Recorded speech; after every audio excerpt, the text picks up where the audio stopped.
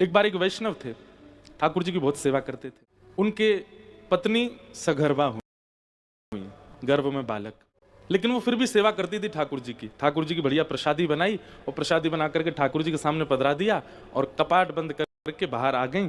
और बाहर आकर के अपना, क्योंकि प्रसाद हम लोग घरों में जैसे लगाते हैं 2 मिनट 5 मिनट ऐसे नहीं लगता, तो प्रसाद का एक नियम है 45 मिनट 1 घंटा तक ठाकुर जी पाएं प्रेम से कम आधा घंटा तो होना ही चाहिए।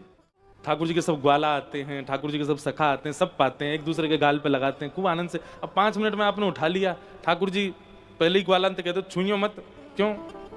अब आ रहा होगा उठा के ले जाएगा, कहीं हमने शुरू कर दिया तो आधे अधूरे में ही खींच ले जाएगा।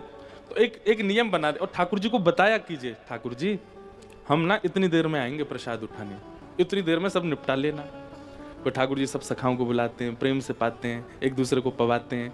या फिर आप निकुंज के उपासक हो तो निकुंज में श्री जी आती हैं, सखियां आती हैं, सब आपस में पाते हैं। तो वो पर्दा बंद करना या ठाकुर जी के पास थोड़ी देर प्रसाद रख के उसको ना देखना, वो ठाकुर जी सहज होते हैं उसमें।